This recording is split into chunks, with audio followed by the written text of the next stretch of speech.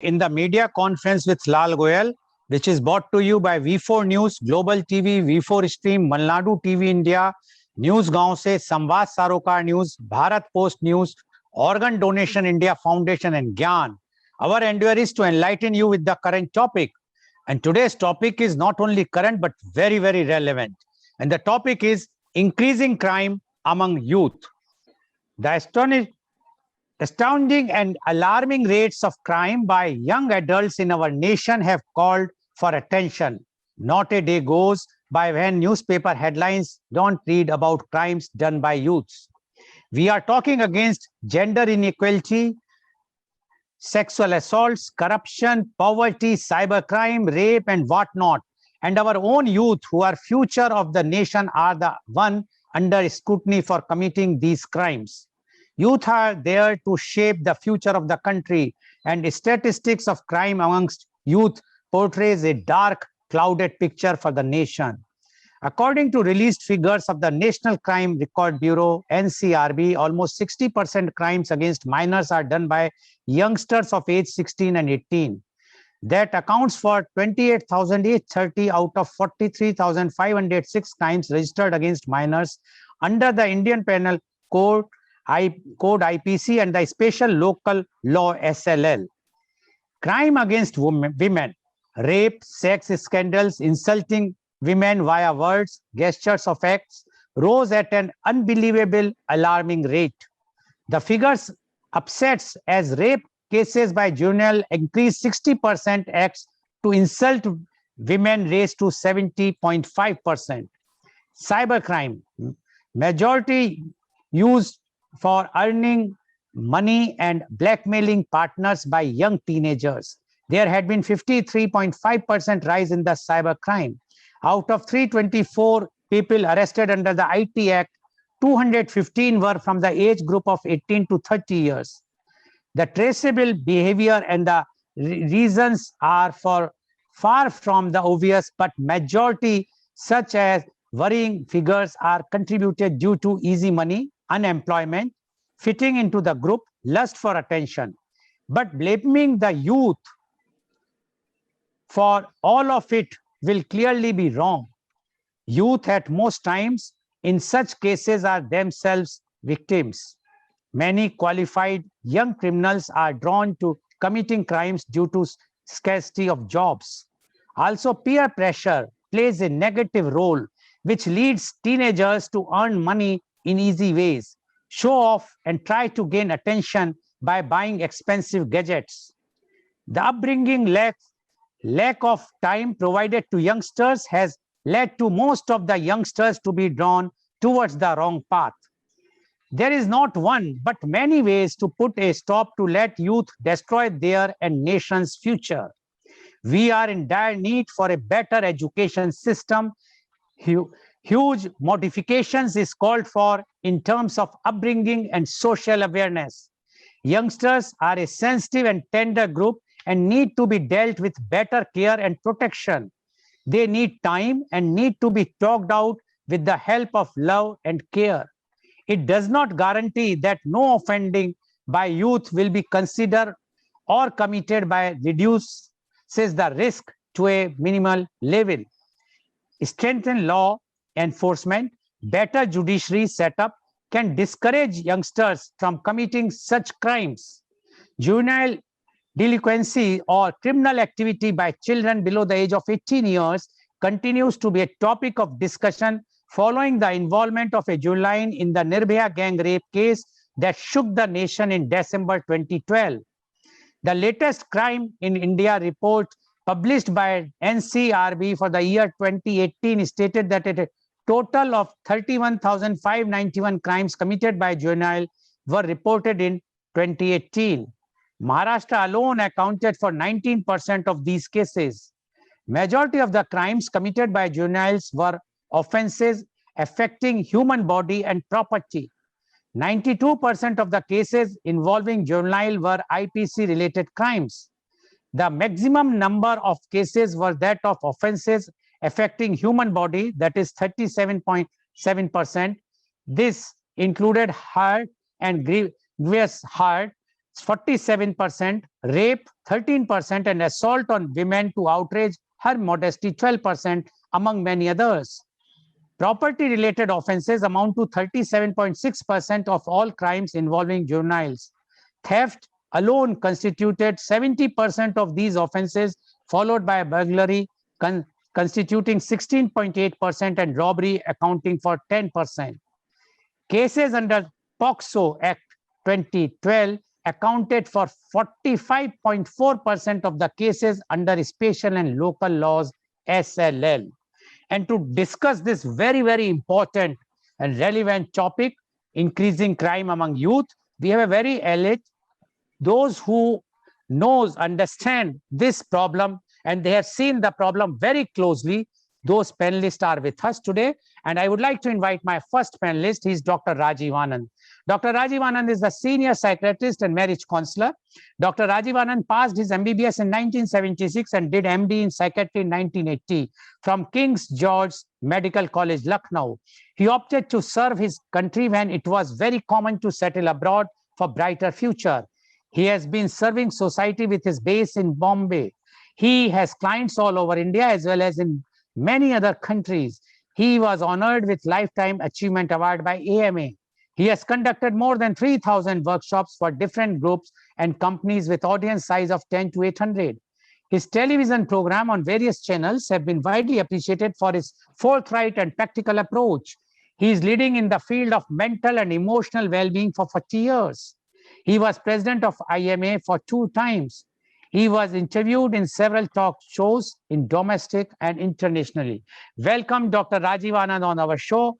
Dr. Rajiv Anand, as you know, that in the present society, the crime rate is increasing, but the way it is increasing in the youth is very alarming, and even the July. So we would like to know your views on increasing crime among youth. Dr. Rajiv Anand, please. So good morning, my fellow panelists. Madam Urvashi from Jaipur, principal of a City Palace School, then Advocate Jyoti Pawar and Nitishri, my fellow colleague psychiatrists from Sri Ganganagar and Rajasthan, and of course, Ms. Hal. And it's a very interesting topic. It's a burning topic all over the world, not only in our country, all over the world. Let me put my view. I think the crime was existing even earlier. It was reported less. It was detected less. The media, the electronic and the print and the social media has brought it to the awareness of everyone, is being talked about more, is being detected more, is being reported more, is being investigated more, is being taken to the court much more than it used to be earlier. Madam Jyoti Pawar would throw light whether it remained there in the files in the court or it finally reaches the logical, and that's an open question. I'm not expert in that. But certainly more and more number of cases, right from Arabia to anywhere, or the case in Hyderabad, they are being brought to the public notice, which is very good sign. People are getting scared about that. They can't easily get away because it gets spread like a wildfire. Your net is giving some trouble. I can come back after 15 minutes. You meantime take another panelist. Yeah, I think that will better because we want to hear your panelist meantime. Yes, please. Thank you very much. So we will, because of the technical problem with Dr. Rajiv Anand network, he will be joining us again after some time. Till the time, I am going to invite my next guest, and she is Miss Urvashi Warman. Miss Urvashi is the principal of the Palace School, the City Palace, Jaipur. Ms. Urvashi has been associated with the field of education for more than 2 decades. She has written a series of books on general awareness and EVS for primary school children. She has penned several articles for various newspapers. A prolific writer, her articles have been published in many journals and magazines. She has also written and produced many musical plays for the school children. She was the sole representative from India for the Global Assembly of Educators Sans Frontiers in Dallas, USA in the year 2012. She won many awards for her outstanding contribution in the field of education. Welcome, Ms. Urvashi Varman on our show. Ms. Urvashi, because of the problem with Dr. Rajiv Anand, so he will be joining afterwards. But definitely we would like to know from you, because you are in the principal of a very, very prestigious school of Rajasthan or in Jaipur, and you are dealing with the children very closely. So you are seeing their problems day and night, and you know how the children are shaping up, and why they are going towards crime, and what are the reasons. So we would like to know from you the increasing crime among youth. Miss Urvashi Varman, please. Thank you so much, Mr. Goel, Mr. Lal. And it's indeed a very important topic that you have chosen to deliberate upon. And it's a topic which is very close to my heart because being in a school and having been an educationist since more than 2 decades, I find that the criminal mindset of the children is on the rise. And it's a very worrying factor because, and there are so many contributing factors to it. So, as normally we would say, it's not only due to incidents of child abuse, it is not only due to incidents of domestic violence, or it could say also due to, it could be domestic violence of any kind, it could be sexual violence, it could be repeatedly becoming victim of certain bullies, because it is bullied, children who are bullied ultimately turn into bullies also later on. So all these factors definitely are there, but one of the major factors I personally find these days, which is increasing criminality amongst young children, is the increased propensity of these people to play a lot of violent online video games. This has really increased the criminal mindset of the children, and it's a very, very serious problem. And I would say, though being a school principal, I know that online classes are very, very important to be held because of the pandemic. We can't have physical classes happening, but it is also a fact that if parents are not vigilant, then we just don't know what the children are doing when the camera is switched off and the child has opened up another window and is playing a video game at that time. So parents have to be very vigilant. So it's not only during the online classes, but even apart from that, past few years, statistics show that due to increased engagement of children with violent online games, their mindset is changing, they're turning more criminal, and they don't even realize that it is wrong. Some of the online games are so violent. We have got a lot of online games like Manhunt and Mortal Kombat and a lot of things wherein the person who's participating, the participant is supposed to identify with one virtual character. He dons that character. And it has been seen that normally the character he chooses to play is very close to his physical self in reality. And then he gets into the character's shoes and he's supposed to play those games which are highly violent in nature. And these games are so violent that they're given points and credit points. The more violence and the more gore they show while playing the game, the more points they get. So it becomes, the mind gets used to it being fed, that's the adrenal rush they get. However much violence they show, and any kind of new kind of violence they show. So the way a person is killed, or how to rape or kill or murder, that becomes a part of the psyche.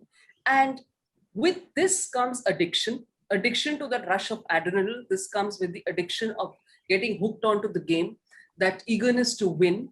And without realizing, the child slowly loses the difference between being in a virtual world and a real world. And children have been known to react violently even in their real life. There was a very famous incident that happened a few years ago wherein a young boy just happened to stab a cabbie when he got into an argument with him. And later on, when he was asked why he did it, he says, because he's so used to doing this in his virtual world. So for him, it became an instant reaction and he indulged in it. So for them, crime becomes a normal norm. And they lose that distinction between what is right and what is wrong. And this is a very, very worrying factor. So it's very important that parents know which games their children are indulging in, what are the things they're doing online. They need to keep a check on the online history. They need to put in internet filters wherein certain games cannot be downloaded and cannot be played. So it's extremely important because this is one of the biggest contributors of violence amongst youngsters these days, amongst all the other areas which have been there for a very long time. So this is my area of concern, and that's what I wanted to share with you. Okay, thank you very much, Ms. Urvashi, for giving your views. And what Ms. Urvashi said, I will just highlight one point, one or 2 points especially. She says the domestic violence, yes, it was there and it is there. So that is one of the reason. But today, why the crime is increasing very sharply, because the violent video games. She says that the child is hooked and plays the violent video game, thinking of coming or taking that, becoming a virtual character himself or herself, and doing those violent acts, whether it's a rape or murder or killing, whatsoever. And then the difference between virtuality and the reality, he or she forgets, and then the crime starts. And that is why the crime rate is going up. According to Ms. Urvashi Varman, the responsibility lies with the parents, because school can do up to a limit when they are in schools, but when they are at home, or right now because of the lockdown, online education is going on, everything has to be seen by the parents, whether they are not doing anything extra or other things apart from the education, and especially they are not hooked up with the these types of violent videos. And she suggested that there should be some check, there should be some lock. Parents should see to it that their device should not be allowing these types of violent videos on their device. So and she is very clear that until unless we will not do, the crime will not be going to stop so easily. Thank you very much, Ms. Urvashi, for giving your views, because being a principal of a school, and that to a very, very prestigious school, you are knowing the students very closely, their behavior, and so you can very well give the first-hand information to what is the one of the main reason, and the main reason is this violent video. And we know that many times the government ban few of the games, but it is not possible to ban all the games so easily. And once you ban one game, the other games is there on the screen, so it's very, very difficult. Thank you very much, Ms. Urvashi, for giving your views. I can see Dr. Anand, if he's there. Dr. Anand, are you there? Please unmute yourself. We can't hear you. Please unmute. Even though I'm here, but let Jyoti ji continue. Okay. Thank you, Dr. Anand. So now I would like to invite my next guest, and she is Advocate Jyoti Pawar.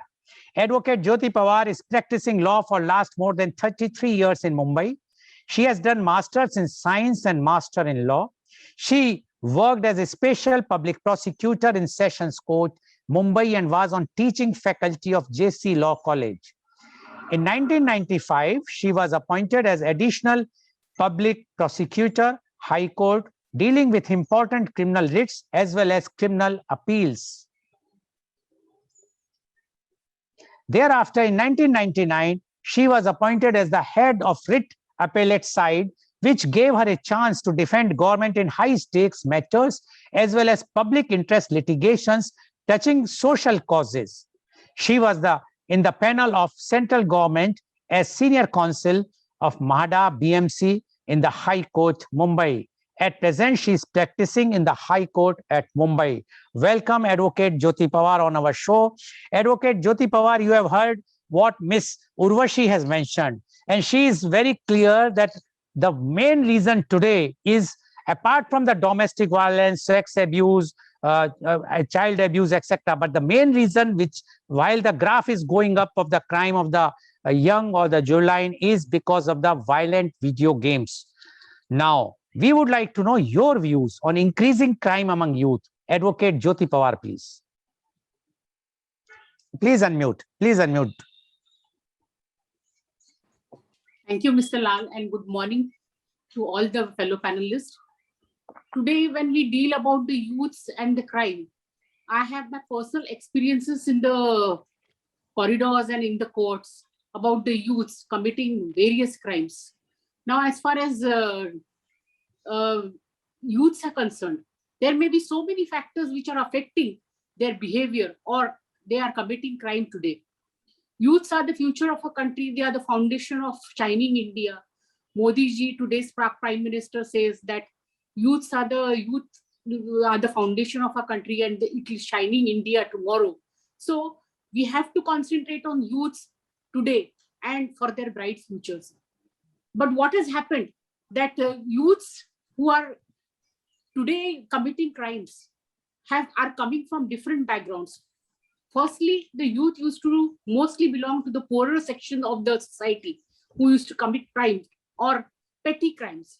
But today, what has happened that even from affluent families, the youth are committing crimes, not thinking about the outcome of the crime and what will be the impact on the society as a whole of the commission of the crime. Now, as far as India is concerned, the social and economic upheavals that the youth faces in today's generation is very alarming. We have a discriminatory society where the poor are very poor and the rich are very rich. Now, what happens that the youths, they try to compare themselves, and while comparison, they want to earn money fast. That is the most important motto today of the youth, that fast money everybody wants in every field, rather even in lawyers field, advocates are concerned. The younger advocates, they want to earn fast money. And for that reason, they try to go to any extent to grab the clients. I have seen with my eyes that when dealing with the matters, sex crimes particularly, the youths, for the sake of enjoyment, use girls. And then after consent also, some of the girls, they come in the courts because they know that if their demand is not satisfied, they can always file rape cases against the youths. Now, the youths which are committing such type of rape crimes and other crimes, they are majorly seen in the age group of 18 to 30. Now, as far as the National Crime Record Bureau is concerned, the age group which has been stated who are committing crimes is between 18 and 30. And 41% of the youths are committing various different crimes under the Indian Penal Code. Now, the violent behavior which the youths have adopted, there are several triggers for such. One being parental conflicts, second being broken families, third being child abuse, fourth being poor parental supervision, fifth being delinquent peers, and the carefree attitude of the youths. Now, what has happened that we see today, that most of the families are broken families, and the children are confused as to whom they should follow and what they should do in life, because single parenting has become a norm of today. And in such cases, the youths are confused, and in confusion, they make friendship with such a people, such a persons, that they also they also motivate them to commit crimes which are unknowingly done by them so many times, and they don't know the outcome of their actions.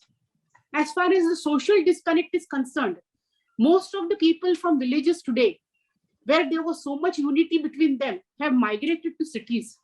And once the youth migrates to city, they find it very difficult to get employment, and they get forced into criminal situation, and they commit crimes.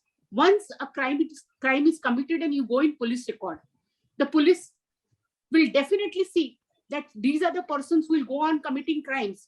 And if at all, I have seen in some type of cases that where the police are not able to trace the accused, they will always find out one of the history sheeters. History sheeters is the person who commits crimes at different junctures, and he has already been in the police record. So they catch one of them from the area and they produce him in the court as the accused person. So it is very important for youths today to not fall to such type of criminal activities. And the major concern for this is the aspirations which are being held by the youth in their minds to do more income in short time. That is the most important trigger. Today we know that sexual crimes are on rise. Not only that, the latest being the cyber crimes which are committed by youths. That's very easy money. We see so many viral videos in which the youths goes to the ATM and they take out all the money from the ATM and they run away. They go to jewelry shop in the daytime and loot them at the gunpoint, which is very unfortunate. For this, the government, the parents, teachers, and all other concerned have to work unitedly to see that youths don't commit such crimes and they are properly trained. Their minds are properly trained and the outcome of the crime is brought to them, that if at all they are caught in such type of crimes, they will not be spared by the law. Now, as far as the juveniles are concerned, that was a major factor which came into limelight during the Nirbhaya case. The Nirbhaya case, one of the accused was of 16 years and below, and as far as the Juvenile Justice Act is concerned of 1960, it had given the age of boys as 16 and girls 18 to be tried in the regular court. Otherwise, the Juvenile Justice Act would be made applicable to them, and they would not be prosecuted in the court of law, and will be prosecuted by the Juvenile Justice Court, which are not in the regular courts. They are differently situated. Now, what has happened, that in Nirbhaya case, the outrage among the public was so much that the court had to consider the law which was there earlier as to what age should be fixed for such type of convictions. And therefore, in 2015, the law came to be amended and the age was raised to 18. So the persons who fall between the age of 16 and 18 were tried as normal accused in the court. Now, this was a major step taken by Juvenile Justice Court, because today we see that even youngest people in the teenage, they go and commit crime. In the latest, I have seen that one of the inspector's son, he was in depression, as Dr. Anand must be very seeing with so many cases. Now, youths are in depression, even girls and boys. They are suffering a lot of depression for whatever reasons, various reasons. And he went and killed his mother because she was against him for seeing some video games, some violent act. And that is why he went and killed his mother. Now, whether he was really aware about his action, what he was doing or not, that is a question.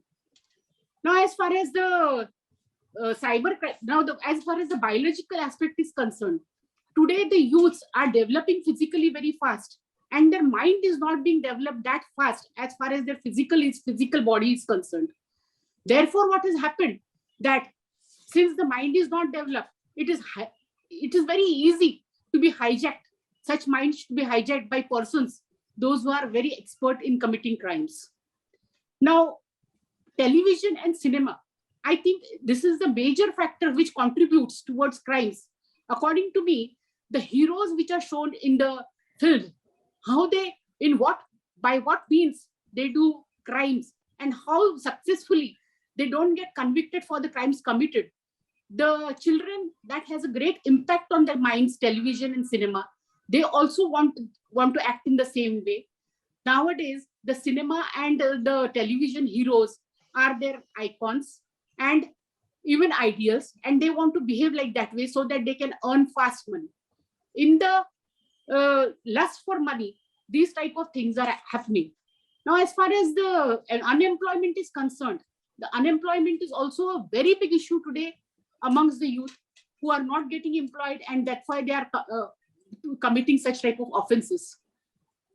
Now, in pandemic, when this pandemic is going on, Corona, we see that lot of crimes are committed on highways.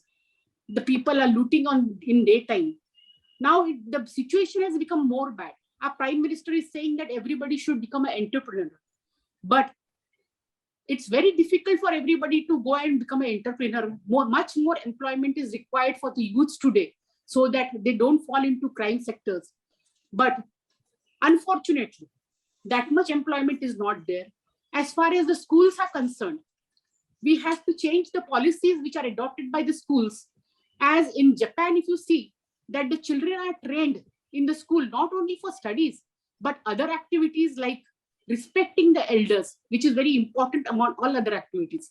Respecting the elders, respecting the girls, and also doing their own work, cleaning the school premises, being responsible for their action. That type of policies has to be adopted by the schools, which are the most important body for training of young minds. Now, if the youths are trained from the school days itself, how to respect women, I think so rape can come down a lot. Drastic, it can come down. But the school policies definitely have to change. Today, we concentrate only on education as studies. And there's so much of peer pressure and even parental pressure to get this much percentage to become this and that the children under the pressure, they go into depression and they don't even score that much, but then they feel so much inferior that they think that if they can be useful by earning some sort of money, even the high class people, they go in for white collared crimes and they commit crimes and then they go into jails. Today we see that in TV and cinema people, they are mostly into drug addiction, as recently we have seen. Drug addiction is also a big issue. The drug addiction is an easy target as far as youth are concerned. And so many drugs are bought in India, Punjab being the state where the maximum drug addicts are there. And drugs are imported here and they are given, distributed. Lakhs of rupees are spent on that. I have seen myself, I have tried people from Africa and all over the world, those who bring drugs, even they are in their 18 to 30 years old. So these type of things are being done by youth. I feel that today, as far as the youth are concerned, we cannot, I know that by capital punishment, by hanging or giving death sentence, total stoppage of this type of crimes can't be done. But I would also recommend at the same time that the Muslim countries, that are the Saudi countries, which are adopting the deterrent type of punishment, should be adopted by India, because not only hanging in private, but they should be socially hanged or socially punished, so that there is a stigma on everybody's mind that if they commit such type of crime, they will not be spared by law, and such will be the result. I feel that reformative punishment has failed in India, and the deterrent punishment should be tried for all this. Now, 550 million youths are there in our country. And as far as 41% are concerned, they are committing various crimes under the Indian Penal Code. So we are sitting actually on a bomb which can explode anytime. Therefore, the government and all the concerned departments like teachers, schools, parents, and all others should unitedly work for developing the youth in a proper direction so that they don't take to criminal activities. Thank you so much. Thank you very much, Advocate Jyoti Pawar, for giving your views and being a very senior advocate. You have also seen the crime and especially the youth involved in the crime in the corridors of court.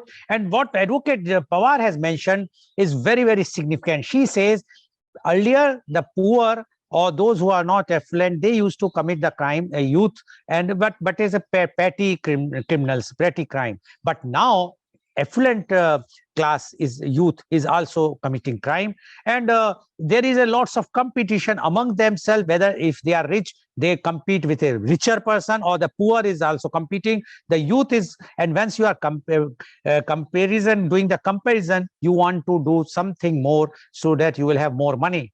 And she has given lots of reasons why the youth has come in the crime. One of the reasons is the broken family, because the youth is not knowing whom to follow, mother or father, why to follow, and all these things. Poor parenting, social disconnect. She says those youth who are coming from the village, coming to the big cities, they are totally disconnected. They don't know what to do, and they are not getting job easily, so they are committing crime.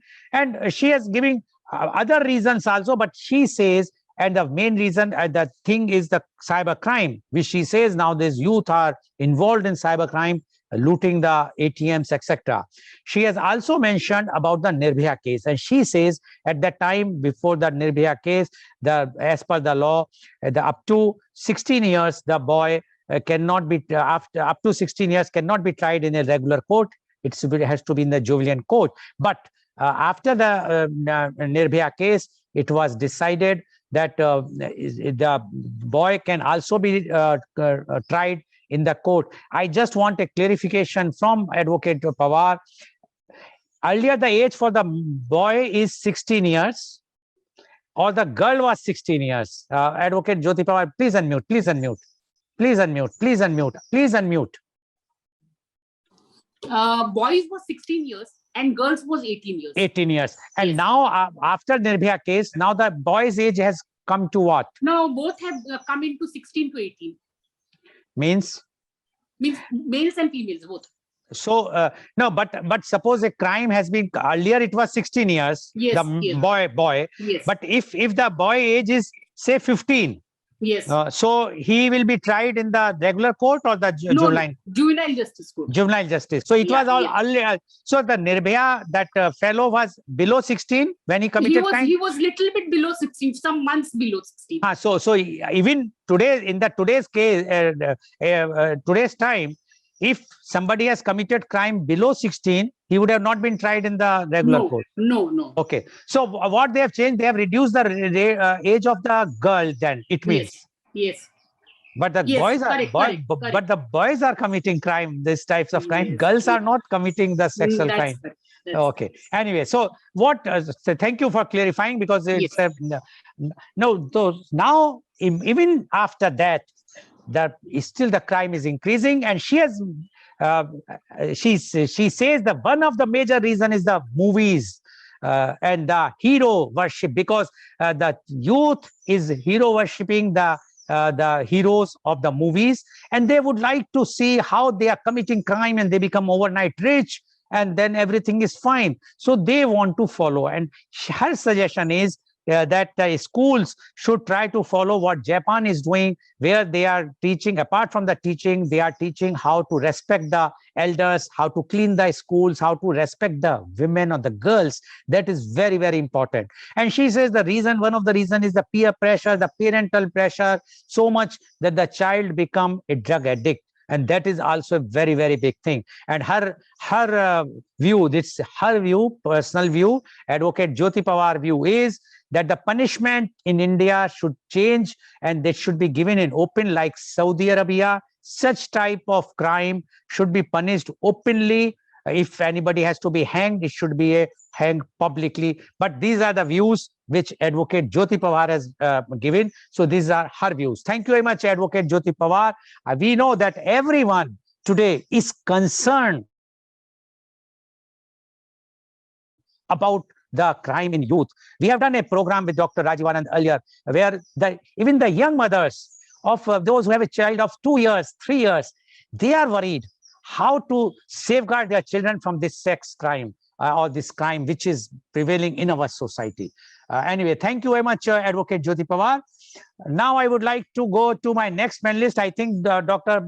Rajiv Anand will speak in the last. Dr. Anand, just to note, I can see you. So, okay. So now I am inviting my next guest, and she is Dr. Iti Shri Sidana. Dr. Iti Shri completed MD Psychiatry in 2014 from NKP Salve Institute, Nagpur, and then worked as senior resident at GB Pant Hospital, New Delhi. Her area of interest is child and adolescent psychiatry. After senior residency, she joined as a consultant psychiatrist at Sri Ganganagar, where she worked with schools to promote awareness and train the teachers to screen behavioral issues in children. Currently, she is a consultant psychiatrist in Chandigarh. Welcome, Dr. Iti Shri Sidana on our show. Dr. Iti Shri, you have heard what Miss Urvashi Varman has spoken, what Advocate Jyoti Pawar has spoken, and they have given their views very, very clearly. Now, we would like to know your views on increasing crime among youth. Dr. Iti Shri Sidana, please. No, your voice is not coming. Am I audible? Now you are audible. Yes, please, go ahead. I would like to start with that research has stated that there is a strong link between antisocial behavior in childhood and adulthood. I will just like to stop you. Your head is bit up, so it is. So either you have to go back or push the screen backside. So the head now it is fine. Yes, please go ahead. I would like to start with that research has stated very clearly that there is a very strong link between antisocial behavior in childhood and adulthood. That means if we are able to predict that these group of children are more prone or are more vulnerable of having antisocial behavior in their childhood or adolescence, we might be able to prevent that antisocial behavior continuing in their adulthood. But how do we know what is actual the risk factors or what makes the child vulnerable of showing antisocial behavior? So it could be either genes. That means if there is family history of drug addiction in the parents, or history of violence, history of antisocial behavior in the parents, then there is role of temperament. Like in adults, we talk about personality. In children, we talk about temperament. They could be either easy to handle, like most of children are. They could be difficult to handle. They could be either very overactive, very cranky, excessive cry. Their reactions to the basic needs like hunger, sleep, need for parenting figures are very difficult to understand by the parents. And some of the children can be slow to warm up. That means they're either very anxious, they do not easily mingle up, they have difficulty expressing their basic needs to their parents, and parents find it very difficult to respond to their needs. So there are these kind of temperaments. Surprisingly, not just the children who are either impulsive or overactive, but also the children who are overtly shy and do not express are also at equal risk of showing antisocial behavior at some of the other point of time. The other factors could be family. We all know that family has a major role in development of a child. Also, family plays a major role in development of problem behavior as well. If a child has faced the problems in families like broken family, domestic violence in family, or a drug addiction in the parents, very punitive parenting, very harsh punishments, or neglectful, in that case, when parents are not available for the child emotionally when the child needs them. So all of these as a family factors could play an important role. Then there is history of trauma that has to be ruled out very carefully. Trauma could be either physical trauma, sexual trauma, or emotional trauma in early childhood. Reaction to trauma is not always anxiety or depression or aloofness. Reaction to trauma could be as extreme and as harmful as being rebellious. Those children could start perceiving the world as very brutal. Those children could have problems in trusting and expressing themselves. So, the children who have experienced trauma are also at risk of showing antisocial behavior. Like ma'am also said, the children who are sometimes bullied can also start bullying. So that is also one of the examples of trauma at schools. Then of course, like ma'am said, drug addiction. I think drug addiction follows a vicious circle. Most of the violent crimes have been shown to occur under influence of some drug. Also, most of the crimes were done to procure that drug. Either the children would become drug peddlers or they would become a part of cyber crime to have a lots of huge amount of money to procure those drugs. So it could have a vicious circle of offenses. Then we talk about, of course, internet. So internet, of course, fortunately, because of internet, people, even if in lockdown schools were closed, but still children were able to have their education and they were able to study, and they were able to give the exams also online. But if not supervised, it could be very, very scary and risky. If internet is the only thing left in the life of children and they start excluding other activities, other recreational activities, they could actually become desensitized towards the emotions of real world. They would not be able to relate to others emotions. They would become unconcerned. So supervision is very important. Nowadays social behavior has been restricted to, giving likes and retweeting and maybe sharing pictures, but it is so important to be in touch with the children of their own group, be in touch with the grandparents also for their social behavior and social skills. Apart from that, there are some warning signs that an observant parent or observant school teachers or staff will be able to notice them. if there is sudden change of friend circle, if there is some sudden change of interests, if there is some sudden change in the friend circle, like the children have started spending time with the peer of their older age or some suspicious friend circle, if the children have episodes of even once stealing episode, that one episode should not be ignored because of stigma. Sometimes what happens is, if there is an episode of stealing at home, maybe mother would become very protective and would not share it with the other family members because of stigma and taboo. But that should not happen. If even if there is one episode of lying or stealing in the family by the children, it should be discussed, should be taken seriously, and should be taken care of. So also, if there is sudden disruptive pattern of sleep or appetite, or sudden aggressive outbursts which were not there previously, sudden over demanding, suddenly if the child becomes very very secretive and starts latching the doors which he would not do previously.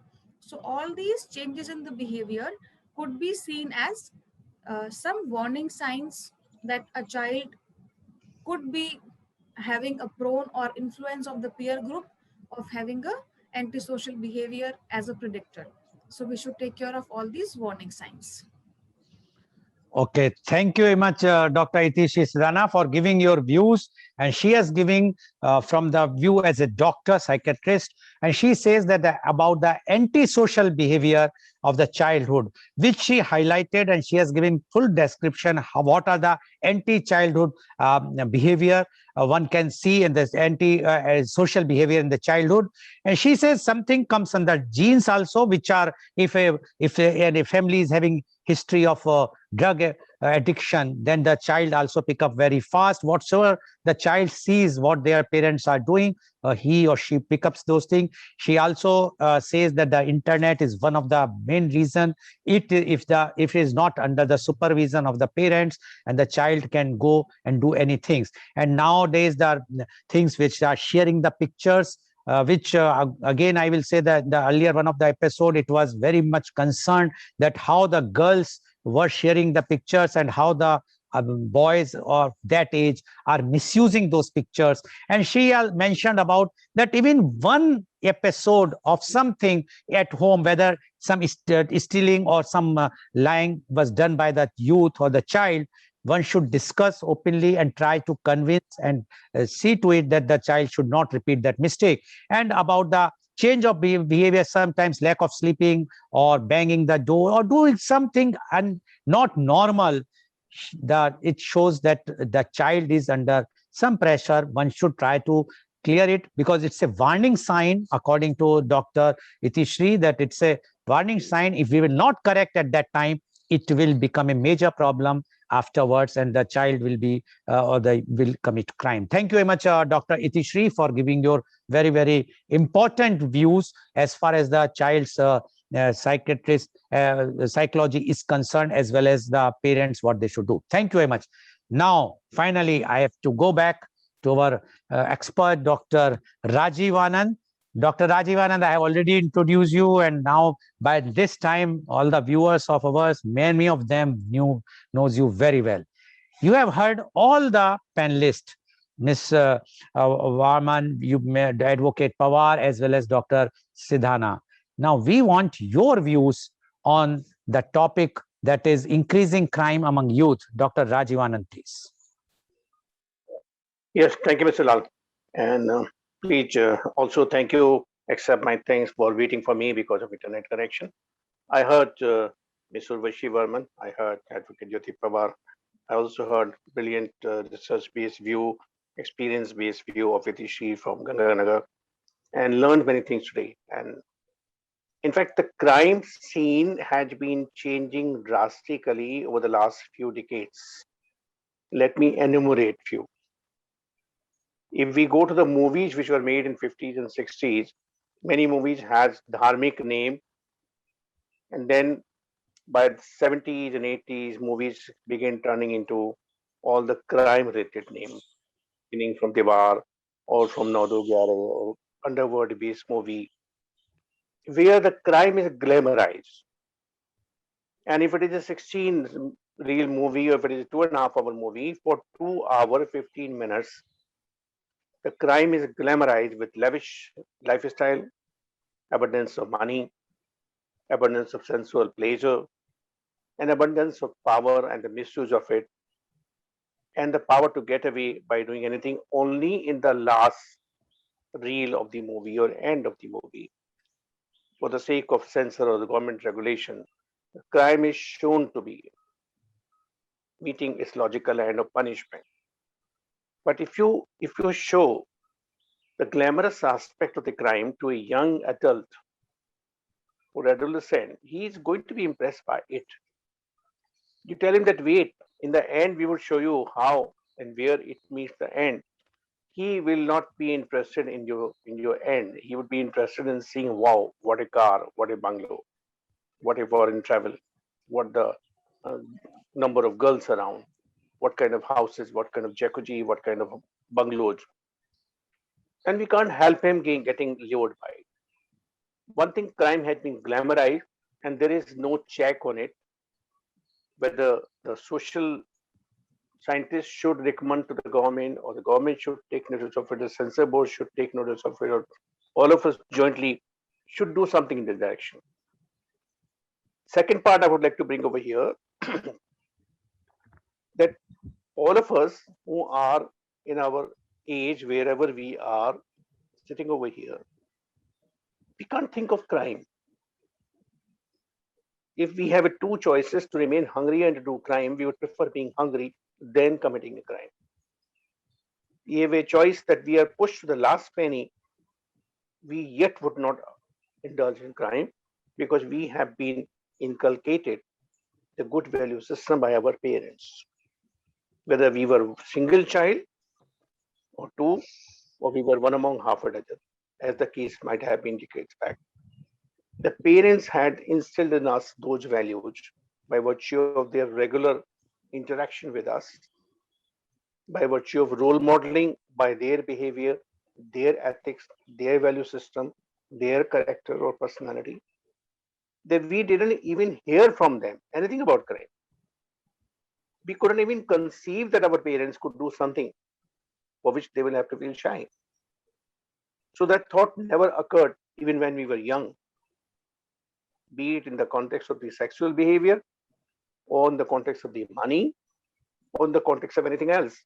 Most of us have grown with that value system where the crime will not go through our mind. We would rather sacrifice anything and everything rather than getting caught in a crime.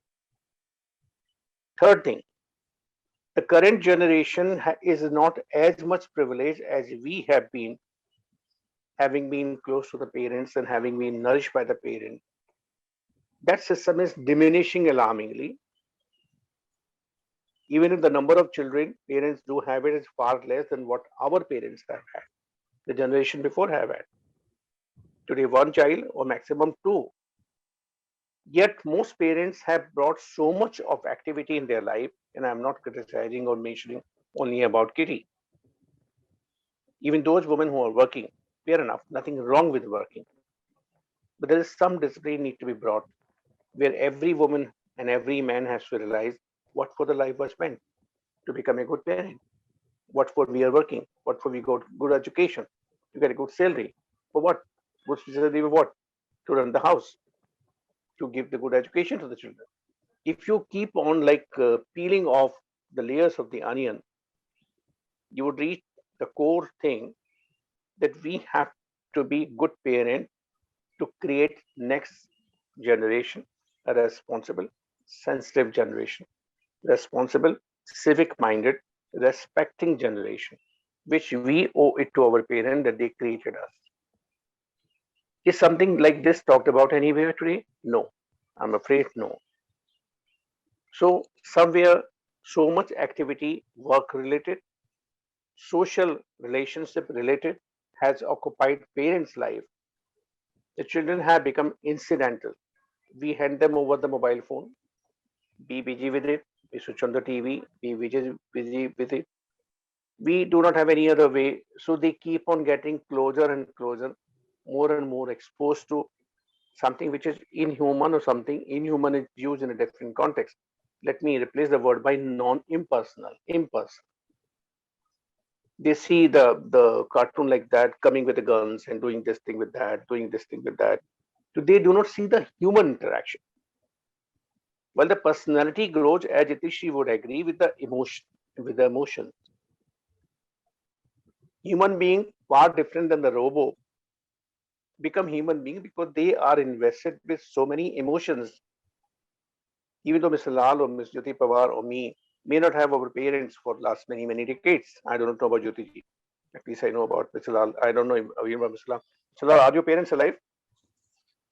No. No, But please. yet we carry those memories within us. We carry whatever we are because of the emotions having been invested in us. Is that process on today? No. Up to some extent, there are mechanical parents. They may have their own alibis, they may have their own excuses, and quite justifiable. And equally so, the children are becoming mechanical children. They are children, Mr. So and so's son and daughter. All of us come across people when we visit family where the father living in the house is not aware about where the son is, whether he is in Hong Kong or in Dubai. He's not aware about whether the daughter is in the next room or the daughter is somewhere away in USA. Not aware, because the father is having that kind of business. If he makes a call to his daughter on mobile, beta idhar aana, daughter says, I'm in Dubai. Kab gaye? 2 दिन पहले गए. Now, no connection, no answerability, no accountability. That when did you go to Dubai? You didn't tell me. That's what the life has become. Third thing I would like to mention over here, which may be agreeable or may not be agreeable to a good number of people across the country and across the world. What was religion meant to be? To bring people closer together, to let people live peacefully together, to let people love each other, to let people find commonality in each other, to let people find that there is a bigger power which has brought us over here and which has brought us to live together happily. What we have made the religion to be?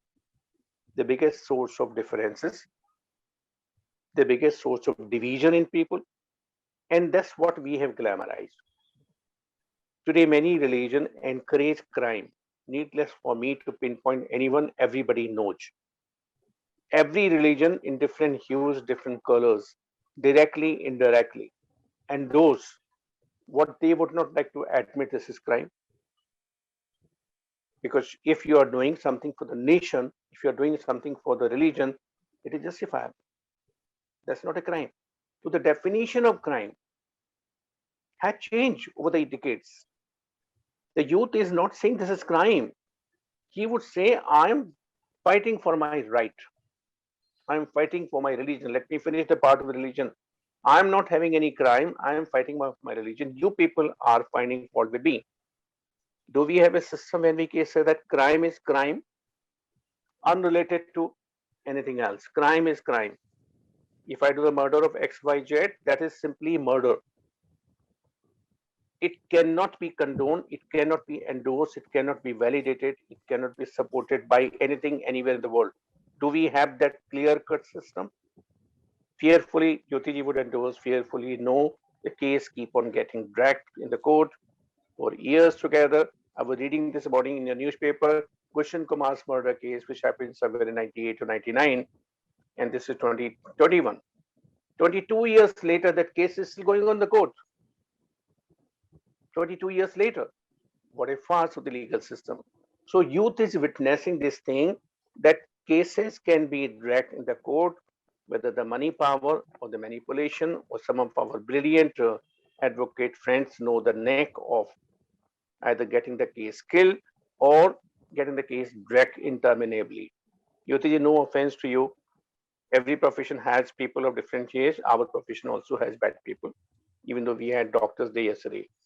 But we know 99% people are good, but 1% not so good people, they tarnish the image of the good people too. And we have to hear. We all are witnessing about it. So in every profession, there are people who know how to get away.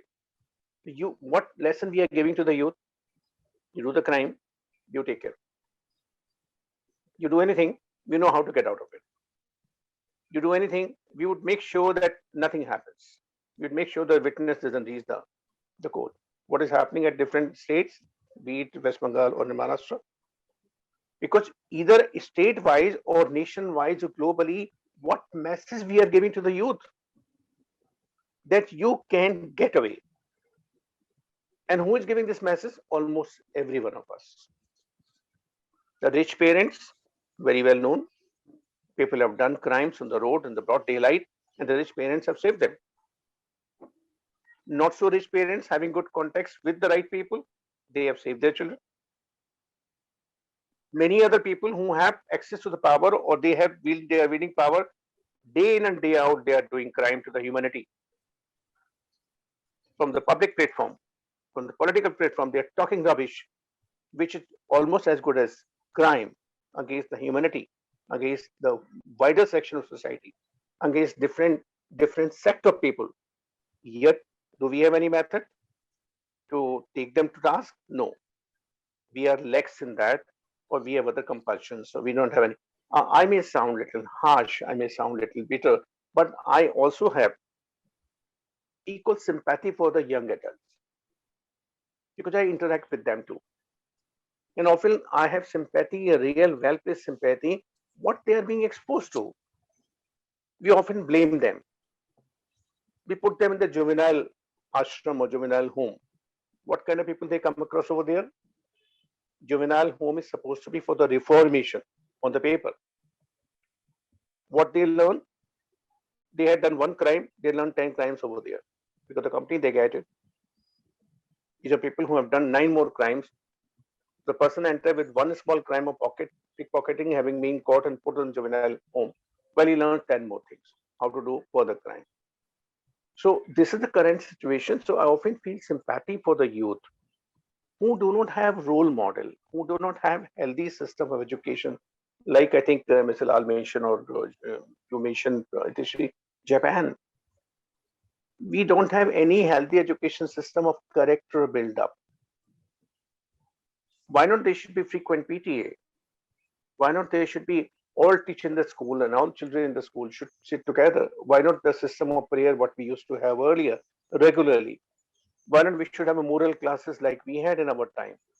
Why not we should think about the 1 hour a week on scriptures from all religions? I wouldn't mind saying so. Be it any religion, scriptures, the good points. Let every scripture be spoken aloud, read aloud, or highlighted about the good points. Let the whole class coming from different sections of society, from religion, hear what is good in this religion. Why not? But we don't have that system. We have had one after another education minister in the center. They all told Lal Killa was the best monument India has. Taj Mahal was the best monument. Nobody talked about the various Indian temples in the South India. We have never been spoken about. Somewhere we need overall of the system. Pinning down at the youth for advancing towards the crime is not solution. That is just a discussion. What we may also be accused of doing armchair discussion. I'm open for it if and when required. People like Mr. Lal is doing a great job. At least he's opening up a platform to discuss this. Jyotiji is doing a great job. Itishi is doing a great job in a way. I'm open for wherever the educated people, well-informed people, well-intentioned people can do something concrete. I try to do by conducting a workshop on different topics and letting people know about different aspects of it. Maybe some people may be critical. They may not agree. I remember when I've spoken about the fear is the biggest crime, fear is the biggest emotion sold, fear is biggest business, fear is the biggest emotion where there's the biggest business all over the world. I received threatening call for days together. What the hell you think of yourself? And obviously you can guess who must have given me the threat call. For days together, I got this threat call. What do you mean by this? Whom you think you are? Fair enough. Some people may not like it. But against that, many youngsters would agree.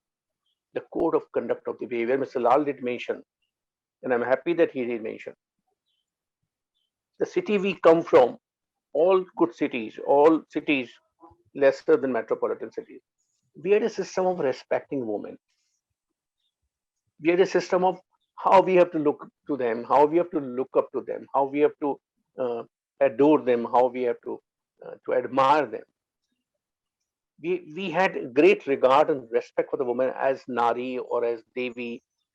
Today, the social media, the electronic media has brought down women only something plaything, only which is only for the man's pleasure. And this is what is so easily available even to a 12-year-old guy, 12-year-old boy is aware about it. What's happening to his neighbor? What's happening to the auntie who's next door? Where have we come to? And for which jointly each one of us is responsible. I can't wash up my hand. This is the role of politician, this is the role of censor board, this is the role of education ministry, this is the role of advocates. No, this is the role of me too. Because my behavior is being watched by my children. My behavior is being watched by my grandchildren or my nieces and nephews. Whether I'm giving them the right model, right module, right role model, or whether I'm misguiding them.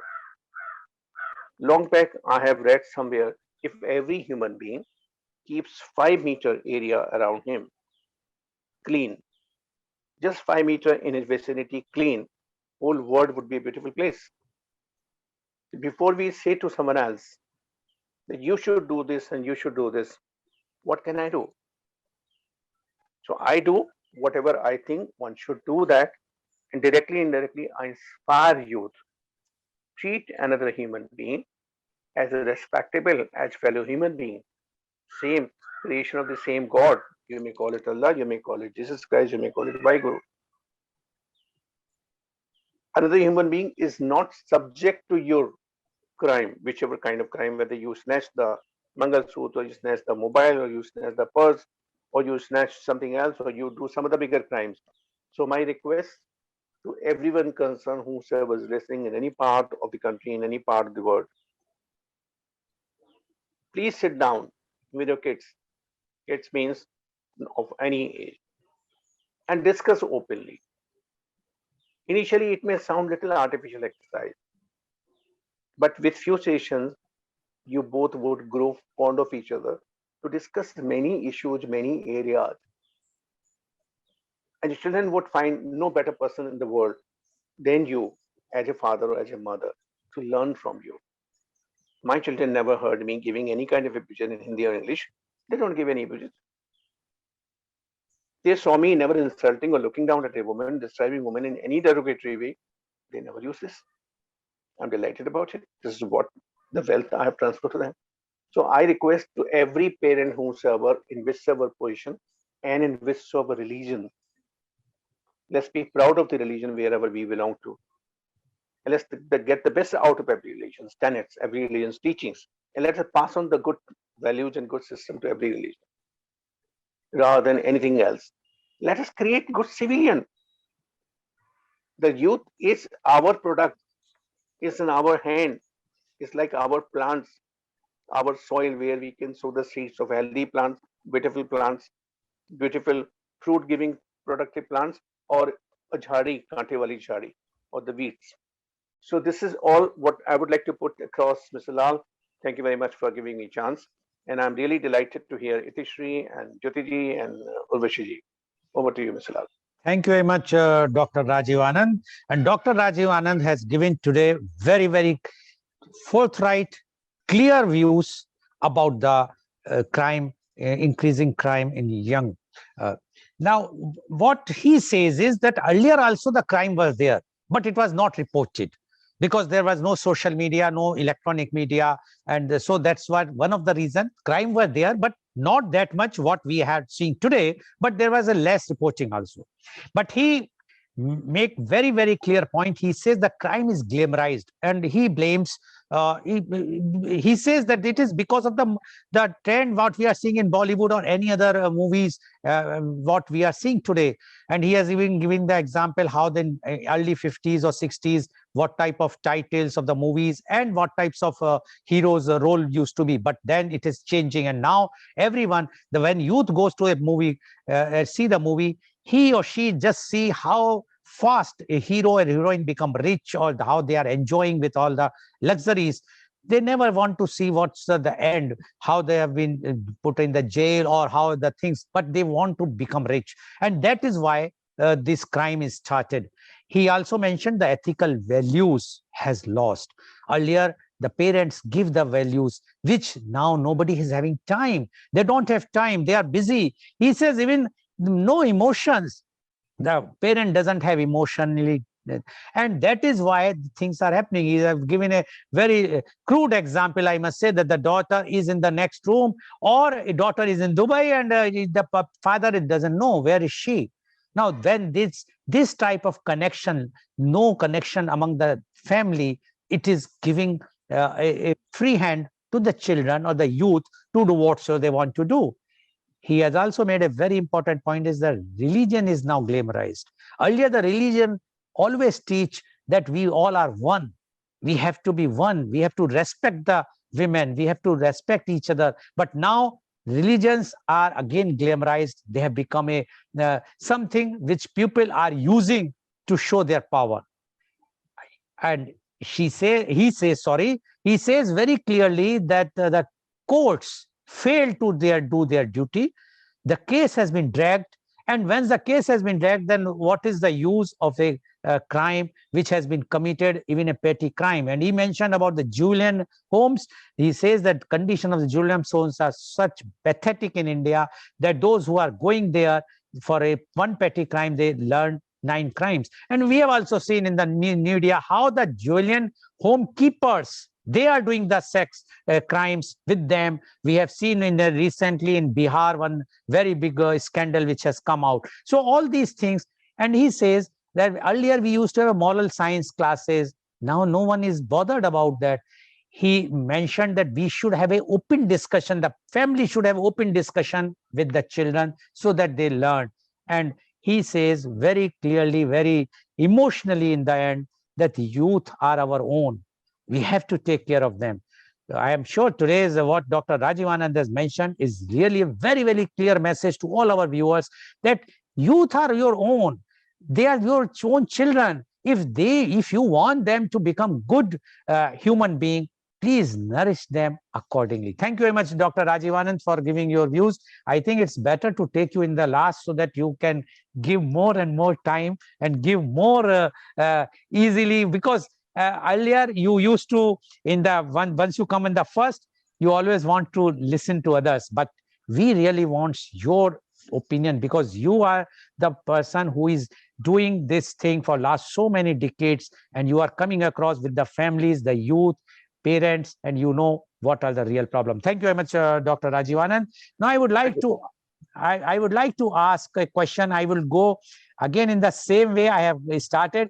I will go to Ms. Urvashi first. Ms. Urvashi, you have mentioned about that the parents are not taking care. They require more supervision. I will give you an example. In USA, in the schools, from the whatsoever the first standard or below that, the schools are providing the laptop to the child with all locks, etc., which, as you mentioned, so the child is using that laptop because of the online education right now. And if it is online, even if it is a off the line for the time being, for say 2-3 days in the school, the child has to carry the laptop, a latest laptop with a very light one version, not a very heavy one. So now in India, we have seen, Dr. Rajiv Anand knows, you might be knowing, the politicians are distributing the laptops across the party line with their logos. Why not those laptops? Sorry. Why not Sorry. those? No, I put it. Why not those laptops being provided to the schools? Either the private schools can afford, those who are elite schools, they purchase, or the government aided schools, the government should provide, and let the schools responsibility. So that the property will remain with the schools. It's like a custodian, and when the session ends, the school. So the problem which you have raised can be sorted out. What do you think about that, Ms. Urvashi, please? Sir, I think it's an excellent suggestion that you have given. And as far as I recall, the government had also they had started one Akash tablet. For some reason, it never really took off. And yes, abroad, I know that the children are given tablets from the school side, wherein they can only access certain number of classes. And it's a very restrict access they get to the internet. And that is the need of the hour. The problem in our country is that there is too much of disparity in resources. Now, if we talk in terms of government schools, then the government providing so many of them to the government schools, it's not that it cannot be done. It's a humongous exercise. And if the government takes an initiative, I'm sure it can be done. But if you talk in terms of private schools, now private schools have got children of various financial backgrounds.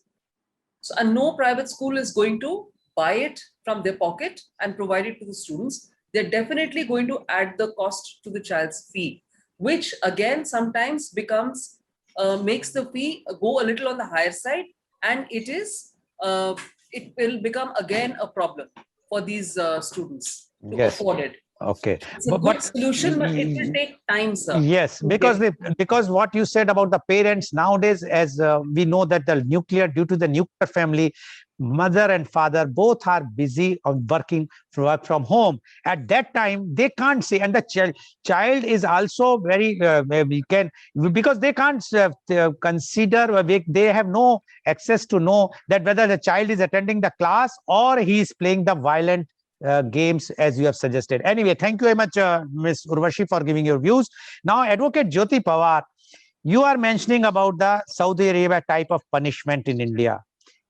Let's assume we go for that.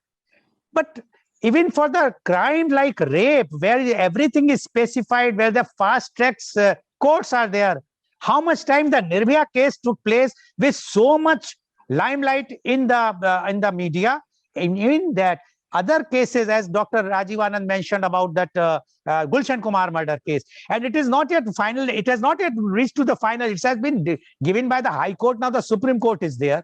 Now my point to you is, unless our judicial system is reformed, and if they will give a time-bound punishment, even if these laws, whatsoever we have, if there is somebody will get in 6 months or 1 year finalized everything, punishment, that will deterrent. But if they knows that it will take 10 years or 20 years, I have committed a crime, no problem, good advocates or whatsoever things, I will be safe, and again I will be doing the crime. What do you say about this, Advocate Jyoti Pawar? Yes, Mr. Lal, you're absolutely right. As far as Indian judicial circumstances are concerned, it's very unfortunate that long time is taken to deal with matters and criminal cases are lined up. Only the persons who are already going on bail, their cases take about 20 years. With me, only some of the cases which are there where the accused is on bail.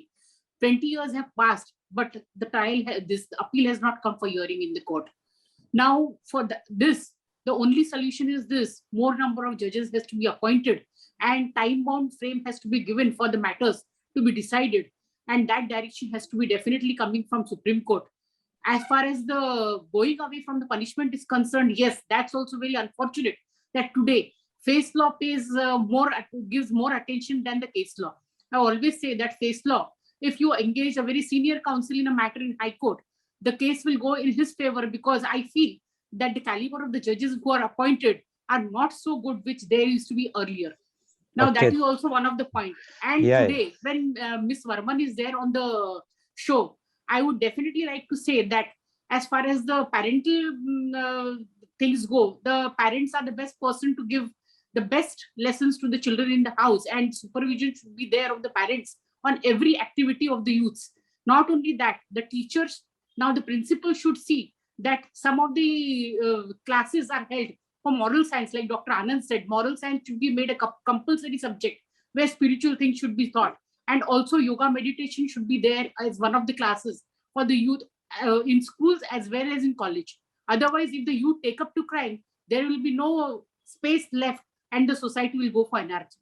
Okay. Thank you very much, Advocate Jyoti Pawar. Now, my question goes to Dr. Itishri. Dr. Itishri, you mentioned that the child psychology, one has to see from the very beginning. If anything goes wrong, there is a warning. But Dr. Itishri, the parents are very cautious today. Instead of consulting a psychiatrist, they will immediately consult the net. So don't you think that nowadays the parents, depending on the internet knowledge, is more harmful. That if there is some warning, they see that the child has stolen something, or there is telling lie, or she's telling lie, instead of, or something which has commented by a principal that this child is doing this thing, instead of consulting a consultant, they are consulting the internet or those moms group, and that group, the suggestions which are coming is not what the child is required. Because as a psychiatrist, and especially the child psychiatrist, you might be knowing that a child might be undergoing some stress which is not a common thing with all the children, so the net cannot give that thing. Do you think the parents should consult a child psychiatrist or someone who can guide them properly? What you say about this, Dr. Itishri? Exactly. I think searching on the internet will it might actually mislead the parents. In fact, uh, in very recent times, I have been seeing children, very young children, that the parents have been coming up to me and they boast that, you know, मेरा बच्चा तो मुझसे भी अच्छा internet चला लेता है, बहुत स्मार्ट है. But what about social skills? So that child is lacking social skills. So I think parents also have to understand that how much appealing it is for a child to use the internet smartly. It should be very, very supervised. Okay. Second thing, Yeah. also, yeah, and also, as you said, that it might be that child is undergoing some stress. So I think talking to the child, conversation, not confrontation, but conversation is very important, because if you as a parent will not talk to the child, I'm sure child will find someone else on the internet to talk to, and we don't know how safe is that someone else. Okay, thank you very much, Dr. Itish. Yes, Miss Urvashi, you have raised the hand. Before I will go to Dr. Rajivanand. Are you there, Dr. Miss Urvashi? You please, yeah, just Yes, brief yes. one, because we have a lot paucity of time. Yes, Yeah, yes. please. No, I just wanted to say, when we talked about giving moral values, so it is definitely a part of the CBSE curriculum to instill value education, not giving it a separate period, but integrating it with the subjects that are being taught. So Okay. it's not that it's not happening in schools, it is happening in schools. Okay. Thank you very much, Ms. Urvashi. Miss Dr. Rajivanand, now my question to you is not the question, rather, do you think we should have a refresher classes for the parents so that these type of values can be given to them, which are lacking in India? In other countries, they are, even when the child is born, they always teach how to handle the child. Afterwards also, if any problems comes, the parents consult a psychiatrist there, or a consultant, or a psychologist, whosoever.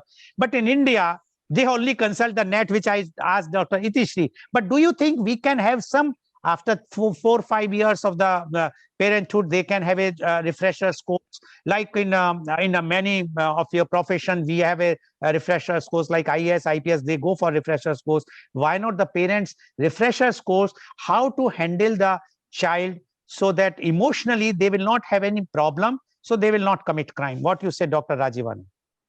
Mr. Lal, that's what exactly you're doing. You are providing a platform for the refresher course for most of us. We are talking about those ideas which we haven't spoken for the last few decades, and we are realizing the worth of it. In fact, whenever something is offered in a curriculum way or in a properly packed way, people run away from it. Oh, I am now this much old, I don't need it. But whenever something is discussed in a open, in an informal, in a playful way, in a jovial way, then something strikes us. In fact, you and me are watching for the month that many brilliant ideas are coming out of the panelists' mouth. Whatever may be our age, whatever may be our education or IQ, those ideas had not struck our mind earlier. But when we hear it, we nod it and we realize it. Yes, whether the youngest among us, Itishi spoke today, whether the most experienced one, Jyotiji and Urvashi spoke today, we accept, yes, this is a good idea. Now, people have a very popular habit of what they call time pass. So many people have problem with their time, they don't know what to do with that. From playing cards to playing Antakshari to playing karaoke to gossiping to kitty and whatnot. So there is no shortage of time. Shortage is of motivation. Can we spend an hour a week? I'm talking aloud a very simple thing. Can we spend an hour a week with our children, where we will not have time pass activity, where we will have something productive, something creative, something very, very fulfilling, something very energizing. I often discuss with my kids, I'm not going to take more time. I take them to my childhood, to my parents, to my grandparents. I tell them about what was there. So at least they remember. So somehow we have to connect them to the roots. Over to you. Thank you very much, Dr. Rajiv Anand. So today, viewers, you have seen the views of all the experts in their field, that how the crime is increasing, and especially in youth. And the common thing is everyone is saying that it is main reason is the civil society, the parents. If we are not going to nurture them properly, how we expect them that they will become a good human being and a good citizen for the country?